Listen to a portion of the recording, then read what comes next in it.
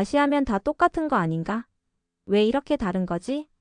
한국과 일본을 경험한 유럽 여행자들이 가장 많이 묻는 질문입니다.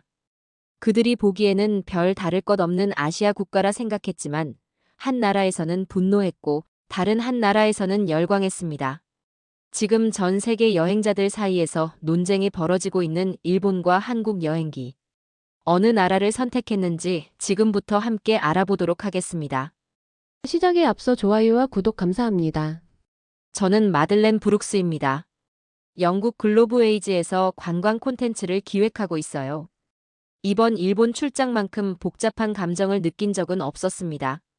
도쿄 공항에 내렸을 때의 기대감을 기억해요. 6개월 준비한 프리미엄 일본 투어 기획을 위한 현장 조사였거든요. 50대 이상 유럽 고객들이 원하는 정제된 경험과 고유한 전통미. 일본이라면 완벽하다고 생각했죠. 첫날 아사쿠사 센소지를 방문했습니다. 정말 아름다웠어요. 붉은 등불과 오래된 건물들, 질서정연한 참배객들까지. 카메라를 들이대니 모든 게 그림 같았어요. 하지만 뭔가 이상했습니다. 너무 조용했거든요. 실례합니다. 이곳 이야기를 들려주실 수 있나요? 근처 상점 주인에게 다가가 말을 걸었어요. 그런데 그분은 고개를 흔들며 뒤로 물러서더군요. 죄송합니다. 규정상 불가능합니다. 이런 대답이 계속 반복됐어요. 다른 상인들도 차를 파는 할머니조차 같은 반응이었습니다. 당황스러웠죠. 관광 콘텐츠에서 가장 중요한 건 사람의 목소리인데 그걸 들을 수 없다니. 둘째 날 우에노 공원 근처 전통 찻집을 찾아갔어요. 다다미와 종이문, 정갈한 다구들이 예뻤습니다. 하지만 여기서도 마찬가지였어요. 간단한 인터뷰를 요청했는데 역시 거절당했죠. 본사 허가 없이는 어렵습니다. 그때 깨달았어요. 일본은 완벽하지만 너무 차갑다는 걸 말이죠. 모든 게 시스템 속에서 움직였어요. 관광 상품을 만들러 온 게 아니라 박물관 전시를 기획하러 온 기분이었습니다. 셋째 날 아침 호텔에서 내려다본 도쿄 풍경이 유독 쓸쓸해 보였어요. 깨끗하고 질서정연했지만 어딘가 공허했습니다. 제가 찾던 건 완벽한 무대가 아니라 살아있는 이야기였거든요. 그날 오후 기획팀 미팅에서 솔직하게 말했어요. 여기는 예쁘지만 공허한 무대 같습니다. 고객에게 감정을 줄 수 없는 상품은 팔 수 없어요. 동료들도 고개를 끄덕였습니다. 우리가 만드는 건 단순한 관광 상품이 아니라 기억에 남는 경험이어야 하는데 일본에서는 그런 경험을 찾기가 어려웠어요. 완벽한 서비스와 아름다운 풍경은 있지만 정작 사람은 없었습니다. 관광객을 초대하는 게 아니라 견학시키는 느낌이었죠. 넷째 날, 저는 하코네의 전통 료칸을 방문했습니다. 이곳이야말로 일본 문화의 정수라고 생각했거든요. 목조 건물과 온천, 그리고 정갈한 다다미방까지. 모든 게 완벽했어요. 체크인부터 놀라웠습니다.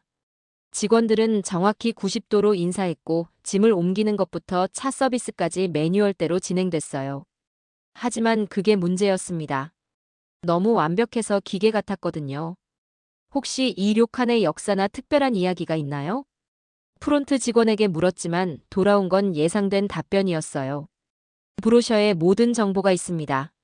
저녁 식사 시간에도 마찬가지였습니다. 가이세키 요리가 나왔는데 정말 예술 작품 같았어요. 하지만 서빙하는 직원분께 음식에 담긴 의미를 묻자 똑같은 반응이었죠. 죄송합니다. 사진 촬영은 금지되어 있습니다. 대화는 더더욱 불가능했어요. 모든 게 규정과 매뉴얼로 차단되어 있었습니다. 저는 그 순간 깨달았어요. 이건 서비스가 아니라 시스템이라는 걸 말이죠. 다음 날 교토로 이동해 전통 공예 장인을 만나러 갔습니다. 도자기 공방이었는데 작품들이 정말 아름다웠어요. 하지만 여기서도 벽에 부딪혔습니다. 인터뷰를 위해서는 본사 허가서가 필요합니다. 장인분은 작업에만 집중하셨고 저와 눈을 마주치려 하지도 않았어요. 30년 경력의 도예가라고 했는데 그분의 이야기를 들을 수 없다는 게 너무 아쉬웠습니다. 그날 오후 기획팀과 화상회의를 했어요. 런던에 있는 상사가 물었습니다. 어때요, 마들렌? 일본은 기대한 만큼인가요? 저는 솔직하게 답했어요. 완벽하긴 한데 뭔가 부족해요.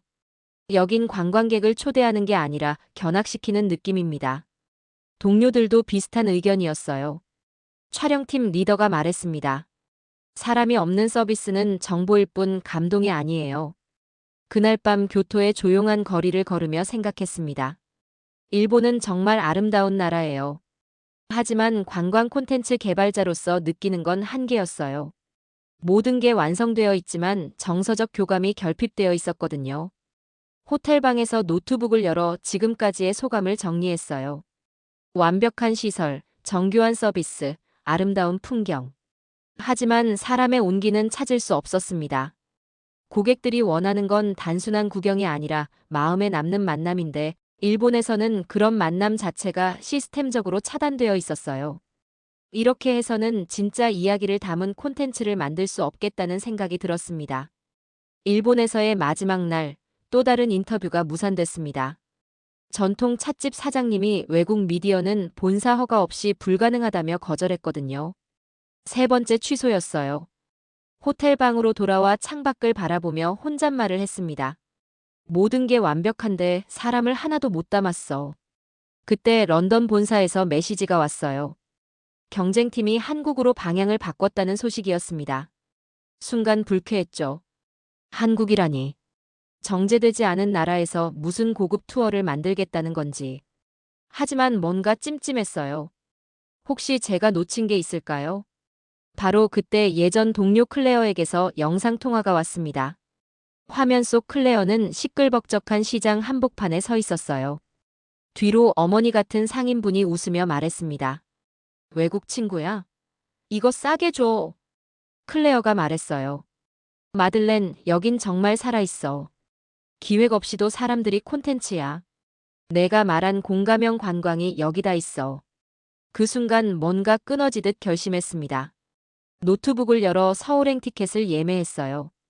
12시간 뒤 인천으로 떠나는 대한항공 비행기였죠. 완벽한 사진보다 기억에 남는 한 사람을 찾아야 해. 인천공항에 도착하자마자 낯선 느낌이 들었어요. 입국 심사대에서 직원이 먼저 다가왔습니다. 혹시 도와드릴까요? 일본에서는 절대 경험할 수 없던 일이었어요. 그분은 외국인 전용 리플렛을 주며 와이파이 설정까지 직접 도와줬습니다. 저는 어안이 벙벙해서 고개만 끄덕였어요. 공항에서 나와 택시를 탔는데 기사님이 말을 걸어왔습니다. 어디서 오셨어요?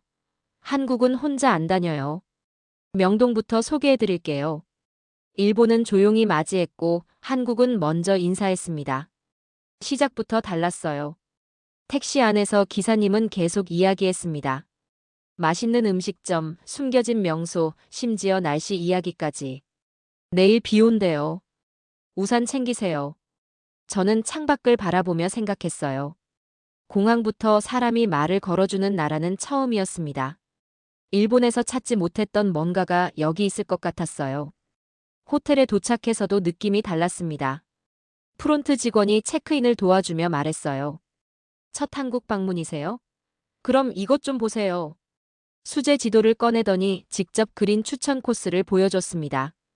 이건 콘텐츠가 아니라 경험 그 자체였어요. 관광 기획자인 제 눈에도 신선한 충격이었습니다. 그날 밤 호텔방에서 일본과 한국의 차이를 정리해봤어요. 일본은 준비된 나라였고 한국은 열려있는 나라였습니다. 다음 날 아침 호텔 직원이 추천해준 광장시장으로 향했습니다. 지하철에서 내리자마자 활기찬 소음이 들려왔어요. 일본의 조용한 거리와는 정반대였죠. 시장 입구에 들어서니 압도됐습니다. 사람들의 웃음소리, 상인들의 호객소리, 그리고 음식 냄새까지. 모든 게 살아 숨쉬고 있었어요. 카메라를 꺼내는 순간 놀라운 일이 벌어졌습니다. 근처 떡볶이 가게 사장님이 손을 흔들며 말했어요. 카메라 들어도 돼요. 우리 애도 유튜브 봐요. 일본에서 들을 수 없었던 말이었습니다. 사장님은 오히려 더 적극적이었어요.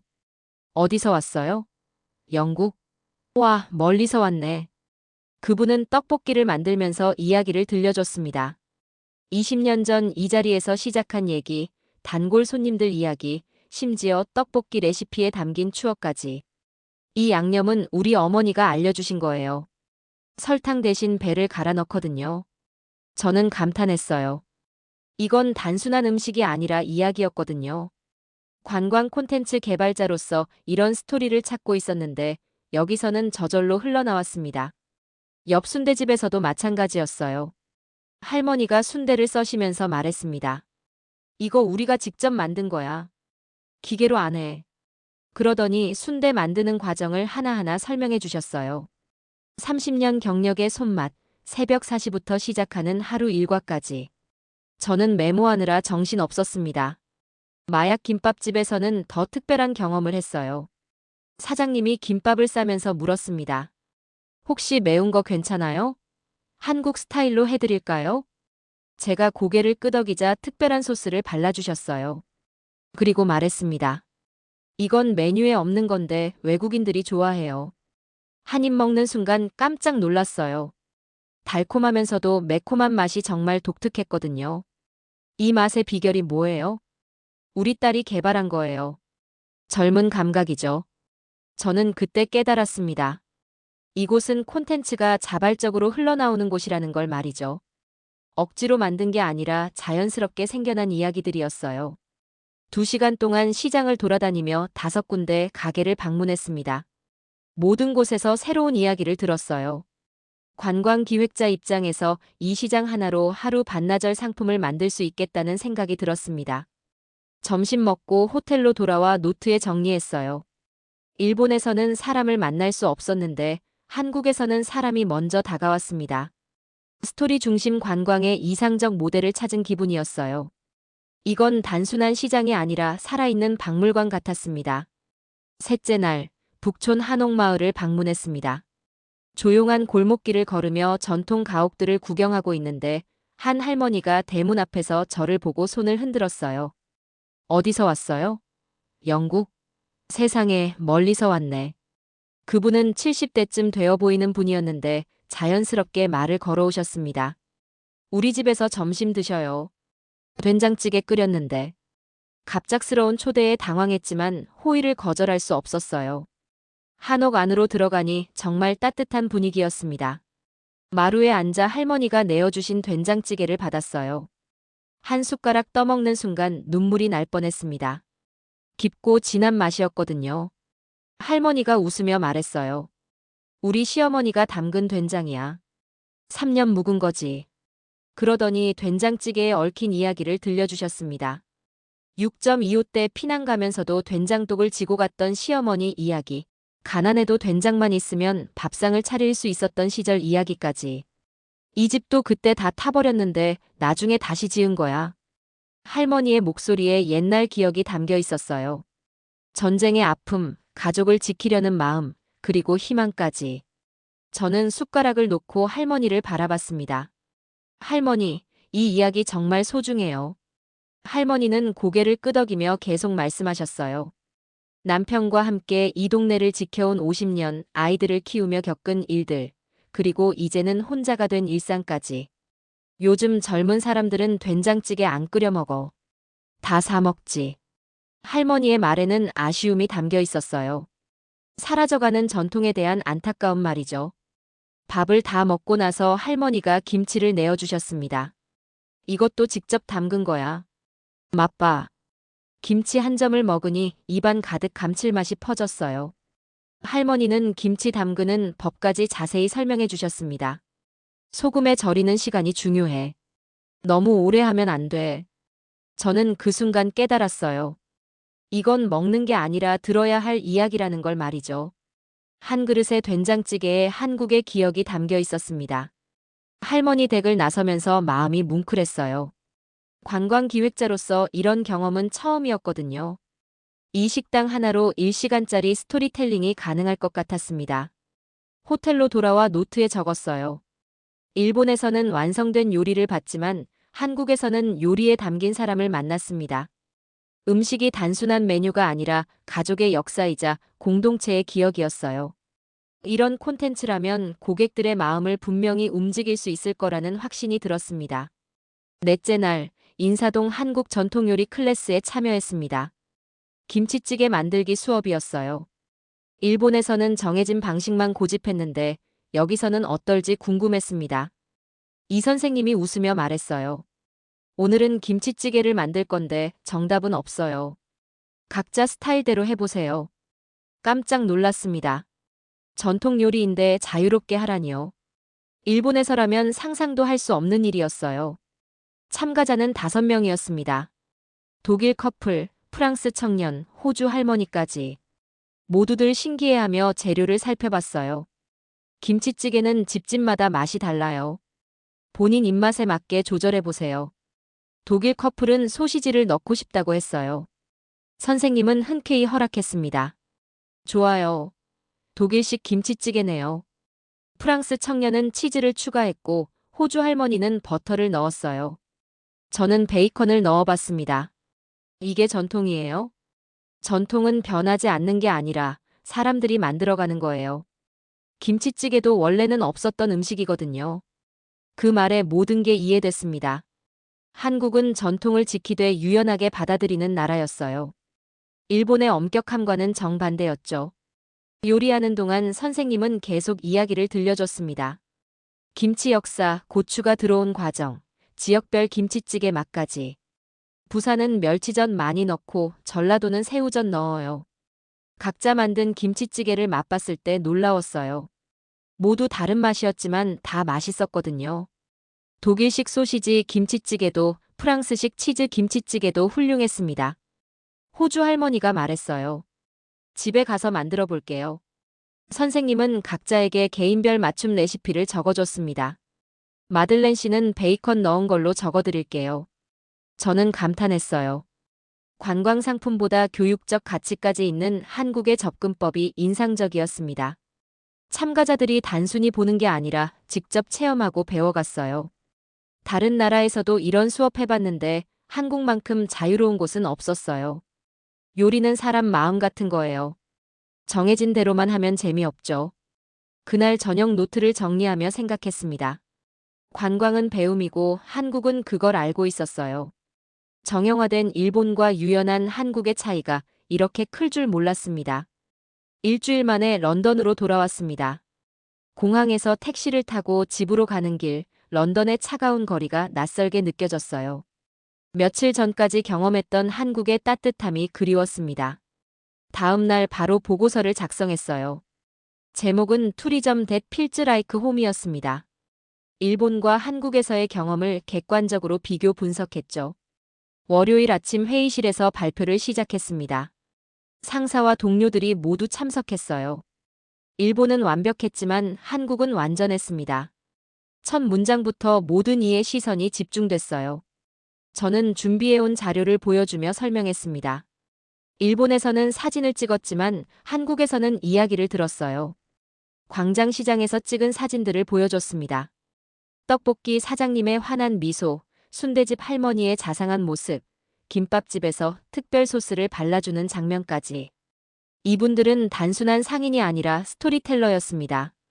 마케팅팀 리더가 물었어요. 구체적으로 어떤 차이가 있었나요? 저는 북촌 할머니 이야기를 들려줬습니다. 된장찌개 한 그릇에 담긴 전쟁의 기억, 가족의 역사, 그리고 생존의 지혜까지. 한 끼 식사가 1시간짜리 다큐멘터리가 됐어요. 상사가 고개를 끄덕였습니다. 그럼 상호작용성 면에서는 어땠나요? 요리 수업 경험을 설명했어요. 각국 참가자들이 자신만의 김치찌개를 만들었던 이야기, 전통을 지키면서도 창의성을 허용하는 한국의 접근법까지. 참가자들이 관광객이 아니라 창작자가 됐습니다. 기획팀 동료가 관심을 보였어요. 그럼 일본은 어땠죠? 저는 솔직하게 답했습니다. 일본은 체험이고 한국은 견학이었어요. 아니, 반대네요. 한국은 체험이고 일본은 견학이었습니다. 회의실이 조용해졌어요. 모두들 제 말을 곱씹고 있는 것 같았습니다. 결론적으로 어떤 방향을 제안하시나요? 상사의 질문에 저는 확신을 가지고 답했어요. 한국 중심으로 상품을 전환해야 합니다. 가장 인간적인 여행지가 가장 오래 기억되거든요. 1시간 동안 이어진 질의응답 끝에 투표를 했습니다. 8명 중 6명이 한국 방향 전환에 찬성했어요. 상사가 마무리하며 말했습니다. 마들렌의 보고서를 보니 확실해졌네요. 우리 고객들이 원하는 건 완벽한 서비스가 아니라 진짜 경험이었어요. 그날 오후 새로운 프로젝트가 시작됐습니다. 코리어 어센틱 익스피리언스 2 개발이었죠. 저는 팀 리더로 임명됐어요. 일본에서 찾지 못했던 답을 한국에서 찾았습니다. 관광의 본질은 구경이 아니라 만남이었어요. 그리고 한국은 그 만남을 가장 자연스럽게 만들어주는 나라였습니다. 6개월 후 런던 코벤트 가든에서 특별한 투어가 시작됐습니다. 제가 기획한 소셜 푸드 투어 서울편이었어요. 한국에서 배운 환대의 정신을 런던에서 구현하는 프로젝트였습니다. 첫 번째 투어 당일 12명의 참가자가 모였어요.